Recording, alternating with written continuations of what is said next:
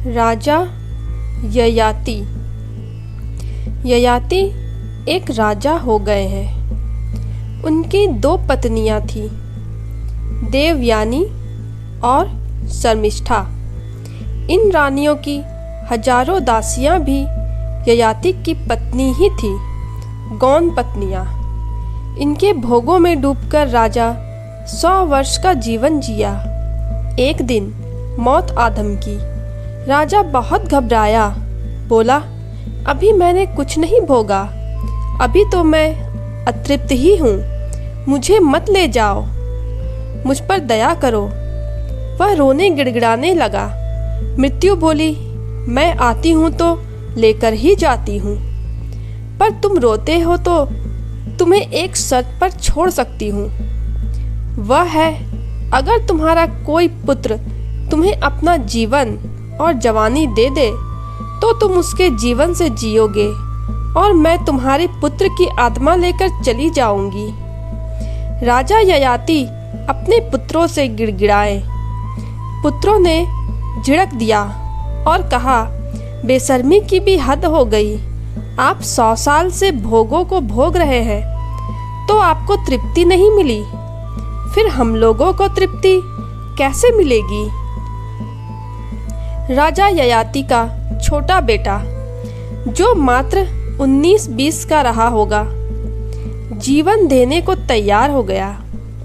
उसने कहा, जब 100 साल तक भोगों में डूबने पर भी तृप्ति नहीं है, उल्टे भोगेच्छा लोगों को विवेकहीन, अंधा बना देती है, जिससे अपने पुत्र को भी मौत के मुंह में ढकेलकर उसकी आयु लेकर भी लोग विषय सुख चाहते हैं। धिक्कार है ऐसे भोगों को और भोगों की इच्छाओं को। मुझे नहीं चाहिए ऐसे भोग। इन भोगों में कोई तृप्ति नहीं है। अगर किंचित भी तृप्ति होती तो सैकड़ों साल भोगों का उपभोग कर लेने पर भी व्यक्ति इतना अतृप्त नहीं रहता। मैं ऐसे भोगों की चाहना नहीं रखता। मैं सहर्ष अपना जीवन देता हूँ। मृत्यु उसे लेकर चली गई। राजा ययाति अपने पुत्र की आयु पाकर पुनः 100 साल भोगों को भोगे। 100 साल पूरे होने पर मृत्यु पुनः आधम की। राजा पुनः रोने गिड़गिड़ाने लगे और भोगों से अभी तृप्ति नहीं हुई ऐसा कहने लगे। मृत्यु पुनः उसके पुत्र को ले गई और राजा अपने पुत्र की आयु पाकर पुनः 100 साल तक भोगों में डूबे रहे, पर तृप्ति नहीं मिली। फिर मृत्यु आई। कहते हैं, इसी तरह मृत्यु आती गई और ययाति रो गिड़गिड़ाकर वापस करते रहे। मृत्यु 100वीं बार आई, फिर भी ययाति भोगों से अतृप्ति का रोना रोते रहे। मृत्यु धिक्कारी, हे राजन, सोचो, हजारों साल भोगों में डूबकर भी तृप्ति नहीं मिली तो क्या आगे तृप्ति मिलेगी? इस बीच आपके हजारों पुत्र पौत्र, सगे संबंधी, रानी मृत्यु को प्राप्त हो चुके हैं। आपकी कितनी पीढ़ियां गुजर चुकी है, फिर भी आपकी भोग लिप्सा ज्यों की त्यों बनी हुई है। महाराज, आपको धिक्कार है। राजा ययाति सोचने लगे। उनका भी अंतस ग्लानि से भर उठा और वे कह उठे, न जातु कामा कामा नामुपभोगेन साम्यति हविषा कृष्ण वर्मैव भुव एवाभिवर्धते। जैसे अग्नि में घी की आहुति देने पर शांत नहीं होती, उल्टे और धधकती है, वैसे ही कामनाओं में भोगों की आहुति देने पर वह और बढ़ती जाती है, शांत नहीं होती। इस तरह राजा ययाति ने सत्य का विचार किया और अपनी भोग लिप्सा को छिन्न भिन्न करके मुक्त हो गया।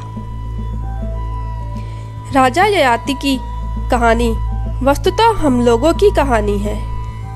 मृत्यु बार बार आती है और लोग भोगों की अतृप्ति का रोना रोते रहते हैं। भोगों की अभिप्सा के कारण ही नए नए शरीर मिलते जाते हैं और नए शरीर में भी भोगे हुए भोगों के उपभोग में ही जीवन प्रवृत्त होता रहता है। हम लोगों द्वारा पैदा की गई कितनी पीढ़ियां गुजर गई, कितने जोड़े बिछुड़ गए, कितने जन्म बीत गए, पर आज भी भोगों की लिप्सा लोगों को पागल बनाए हुए है। जिस योनि में जाया गया उसी योनि में इस 9 द्वारों के भोगों को भोगा गया। यह पागलपन की लिप्सा अनादि काल से ही चली आ रही है। इसलिए सदगुरु कबीर साहब कहते हैं, 9 नारी को पानी पियतु है, त्रिखा तैयो न बुझाई। आगे कहते हैं, कोठा 72 औलौ लाए, बज की वार लगाई। कोठा 72 कोठरिया, शरीरस्थ 72 मर्म स्थान। लौ ध्यान, लाए लगाए। हठ योगियों ने मन रूपी गैया के वेग, चंचलता और भोगों की तृष्णा को शांत करने के लिए शरीरस्थ 72 मर्म स्थान रूपी कोठरियों में ध्यान लगाया। 9 द्वारों के निरोध रूप वज्र किवाड़ लगाया। मन वश में न हुआ। मन को वश में करने के लिए लोगों ने अनेक तरह की ध्यान विधियों का आश्रय लिया तथा उड्डयन बंध, जालंधर बंध, मूल बंध के द्वारा वज्र की वाड़ लगाकर मन को वश में करना चाहा, पर मन वश में न हुआ। बहुतों ने इंद्रिय द्वारों पर भी पहरा बिठाया, आंख मूंदा, कान रूंधा, काया में कष्ट दिया, पर मन वश में न हुआ। आप देखें, आप आंखों को बंद कर कान में उंगली डालकर ध्यान में बैठ गए, पर मन बैठा। मन कब निकल भागता है आपको पता भी नहीं चलता। आगे पुनः मन की दुख निग्रहता पर ही प्रकाश डालते हुए कहते हैं, खूंटा गाड़ी दबरी डिड़ बांधे, तैयो तोरी पराई।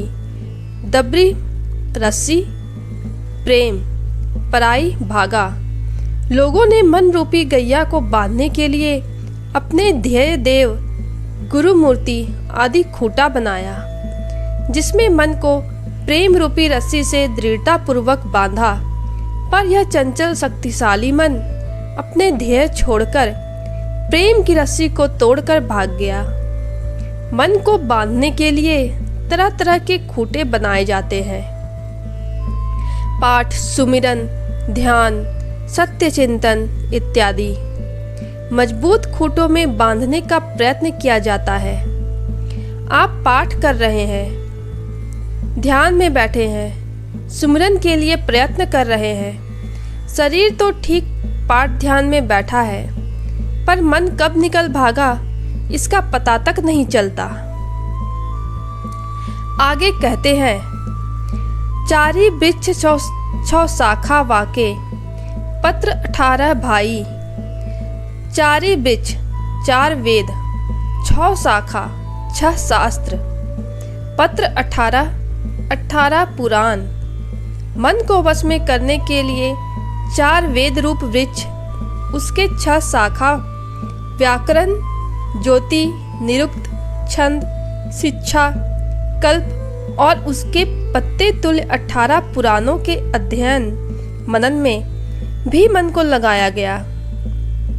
पर यह हर हाई गाय तुल्य मन यहाँ भी संतुष्ट नहीं हुआ, यहाँ से भी यत्र तत्र भागता रहा। इस मन को संतुष्ट शांत करने के लिए मन जो चाहा इसे उसी में लगाया गया। इसके पीछे जीव पागल रहा।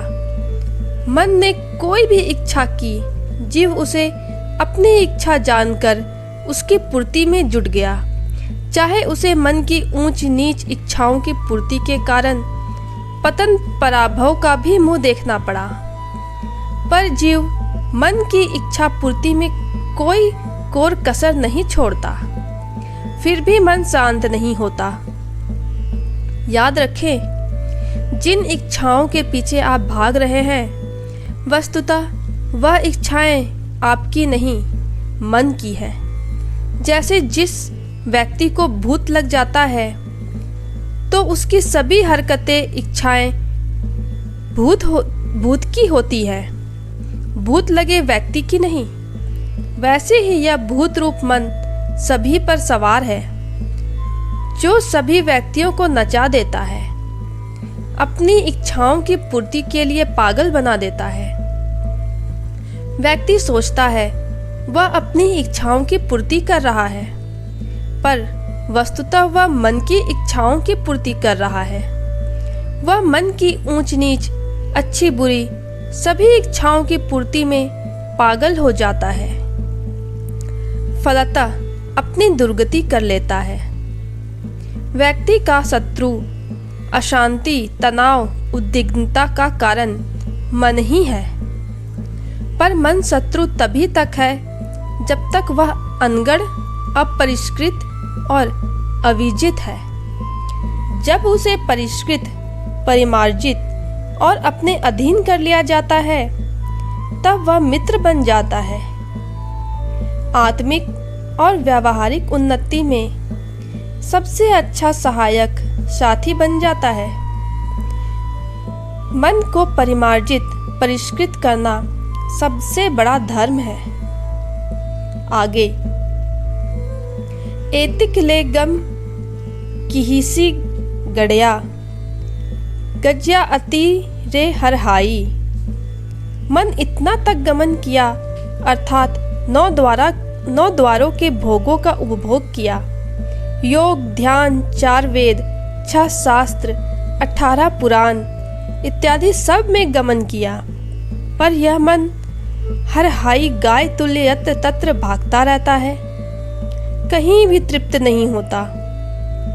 आगे कहते हैं, ई सातों औरो है सातों, 9 और 14 भाई। मन के प्रचंड वेग और बेप्रयोजन भाग दौड़ को समाप्त करने के लिए लोगों ने संगीत की 7 स्वर लहरियों के माधुर्य से भी मन को लगाने का प्रयत्न किया। सप्त स्वर्ग, भूलोक, भुवरलोक, स्वर्गलोक, जनलोक, तपलोक, महरलोक और सत्यलोक की कल्पना की गई और मन के समक्ष उसका मनमोहक, सुखद रूप प्रस्तुत किया गया, जिससे मन वहाँ के दिव्य भोगों के लालच में उसकी प्राप्ति के लिए शुभ साधनों और शुभ गुणों में लगकर शांत हो जाए। पर यहाँ भी मन संतुष्ट नहीं हुआ। 9 व्याकरणों के अध्ययन में भी मन को प्रवृत्त करके देखा गया, 9 निधियों का भी लोभ दिया गया, 14 विद्या के अनुशीलन में भी लगाया गया, पर मन संतुष्ट नहीं हुआ। एतिक गैया खाए बढ़ाए, गैया तहियो न अघाई। इतना कुछ को यह हरहाई गैया मन के उपभोग किया और अपने चरने भोगने के क्षेत्र को बढ़ाया, फिर भी यह तृप्त न हुआ। नए नए भोगों की प्राप्ति के लिए वह यत्र तत्र भागता ही रहा। मन को संतुष्ट करने के लिए उसके समक्ष नए नए भोगों को परोसा जाता रहा। इससे उसका तृप्त होना तो दूर रहा, उल्टे भूख ही बढ़ती गई। पुराने भोगे गए भोगों के संस्कारों को अपने अंदर बढ़ाता गया, पुराने भोगों को भी नहीं छोड़ा, उसे भी पकड़े रहा और नए नए भोगों की और भी दौड़ता रहा। पुराने भोगों को तो उसने अपना चारागाह ही बनाया ही और नए नए चरगाहों के लिए भी भागता दौड़ता रहा। एक बार भी जिस भोग को मन ने चख लिया हो और जो उसे जच गया, उसे इधर उधर भटकते हुए भी बार बार भोगने के लिए उस चारागाह में भी आता रहता है। यहाँ के भोगों को पुनः भोगता है और फिर दूसरे भोगों के लिए दौड़ पड़ता है। पुराने भोगों को भी नहीं छोड़ता और नए भोगों की आशा में भी इधर उधर भागते रहता है। इस पद में तो कबीर साहब मर्यादित क्षेत्र में मन को लगाने की बात कर रहे हैं। जैसे वे कहते हैं, ध्यान में मन को लगाकर देखा गया, बंधों को साधा गया, इंद्रियों पर वज्र किवाड़ लगाकर देखा गया, पाठ सुमिरन आदि खूंट में मन को बांधकर परखा गया। 4 वेद, 6 वेदांग, 18 पुराण, 7 सुरों, 7 स्वर्गों, 14 विद्या इत्यादि में मन को लगाकर देखा गया, पर न मन कहीं टिका न कहीं संतुष्ट हुआ। पर मन को भटकने के लिए केवल यह मर्यादित क्षेत्र ही नहीं है।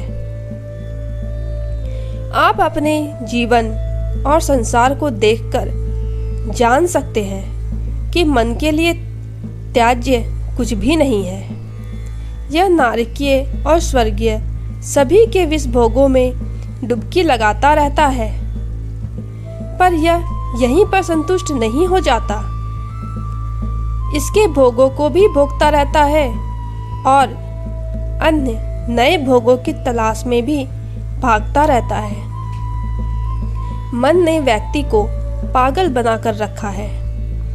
मन की एक चाह को पूरी करो तो दूसरी चाह में वह विकल होने लगता है, और जब दूसरी चाह पूरी कर दी जाए तो तीसरी चाह में अधीर हो जाता है।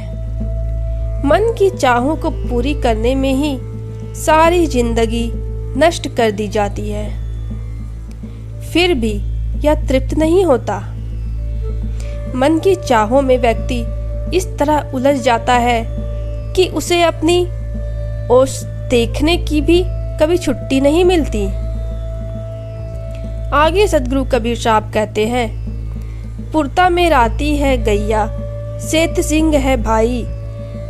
पुरता में, पूर में, शरीर में, राती अनुरक्त, सेत सिंह धवल स्वरूप, अर्थात शरीर रूपी पुरी में आसक्त होने के कारण ही मन रूपी गैया में इतनी चंचलता और भोगों के लिए विकलता है, जबकि मन का सिंह स्वरूप उत्तम सत्व गुण का है। जय श्री सद्गुरु कबीर।